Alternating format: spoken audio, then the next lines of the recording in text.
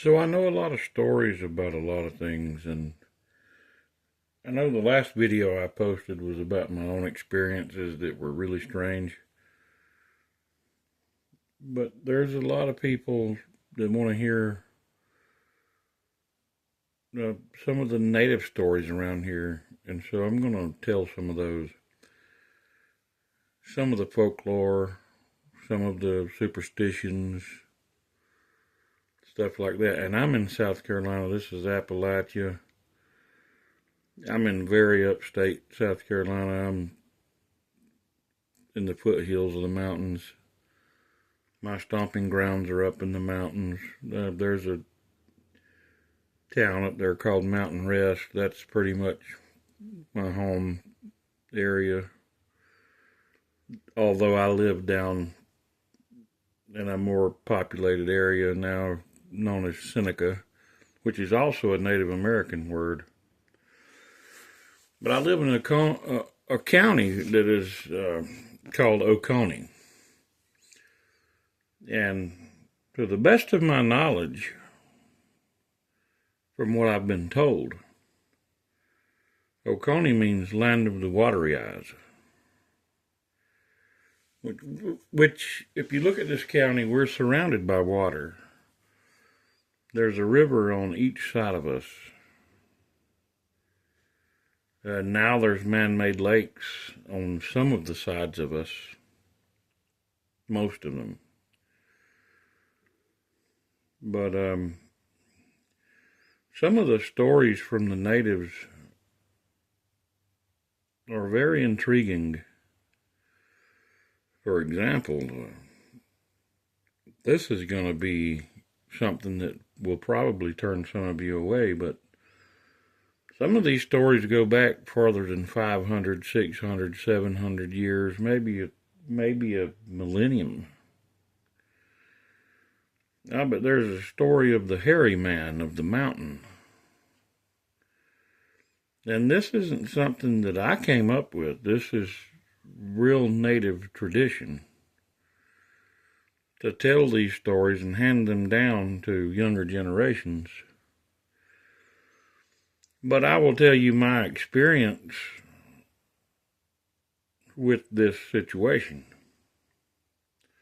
But first of all, I'm going to tell you what the story is. There are crazy men, apparently, so the natives used to say, that are giants, and they're hairy. They're hairy all over their face, all over their body, and they live in the mountains. And they generally don't come out of the mountains unless they've been provoked somehow. So, anyway, you see where I'm going here. I'm not saying this is true. I'm just saying that if they were telling these stories that long ago, I think they saw something. I don't know. So anyway, but I can tell you this is the first-hand experience. I was there. I've seen it happen. I know it happened. Don't care what anybody says. I know there was something spooky going on. To me, I didn't like it. Okay, so there's a place up in the mountains, up above Mountain Rest. You can go up there. It's a place called the Fish Hatchery. There's a lot of fish hatcheries in the United States.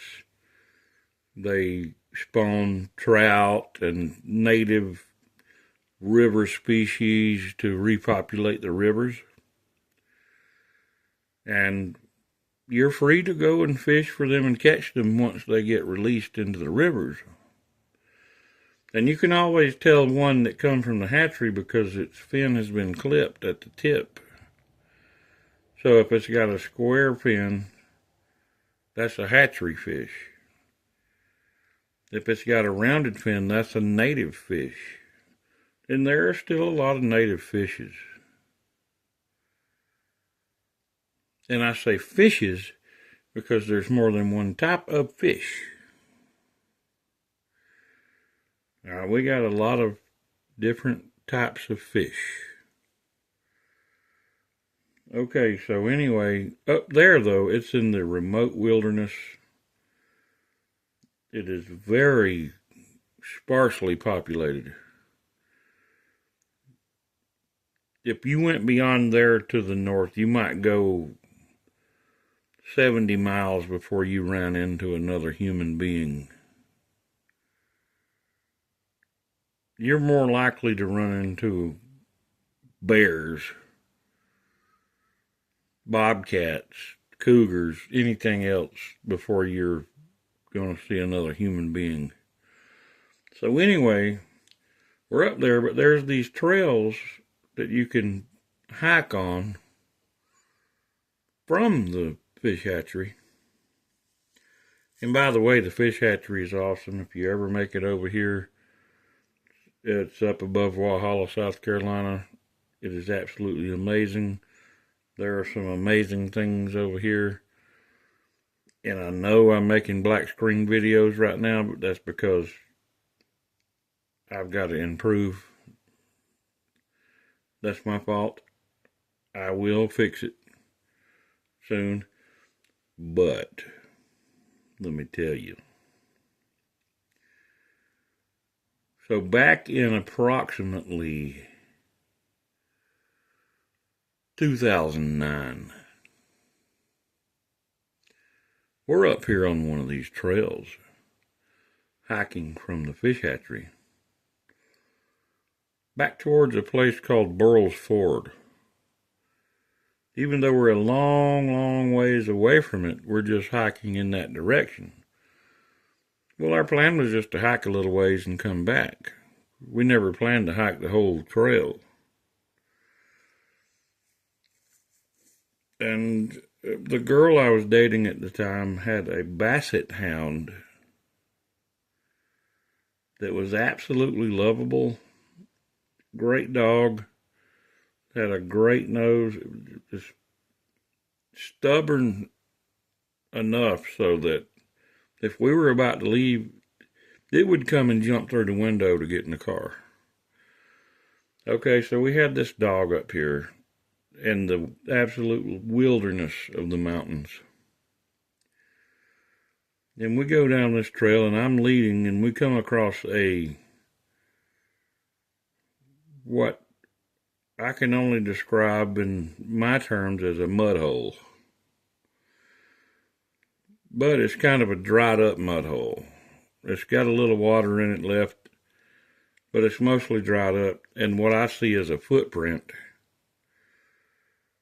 And when I stand beside it with my boots on, it swallows me whole. It swallows my boot, not just my foot, my boot whole. This is like a Shaquille O'Neal footprint. Or bigger. This is like a kid standing in his father's work boots. I don't even come close.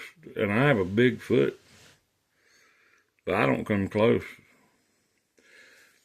So it looked to me like either someone was playing an elaborate prank, which I don't know how they would do that or why they would do that at such a remote location as where we were. Not even knowing if anyone would ever see it or not. Because it takes a keen eye to see stuff like that. You gotta be looking. So I see this, and I'm like, this is crazy. It looks like something with a huge foot jumped off the bank, hit this mud hole, and made another leap down the hill. And you can see the broken branches down the hill where it indeed looks like something went through there. Meanwhile, this basset hound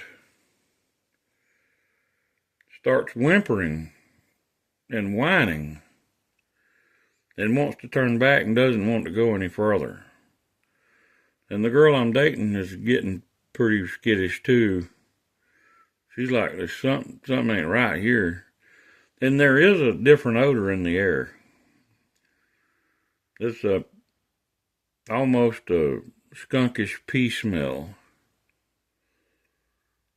A little bit like wet dog skunk pee.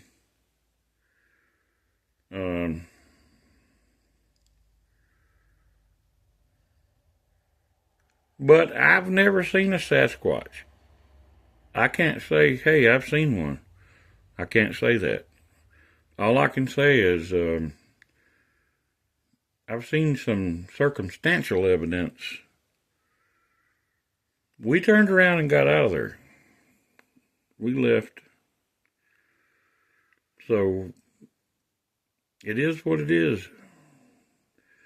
You make of that what you want, but that is in the mountains of South Carolina.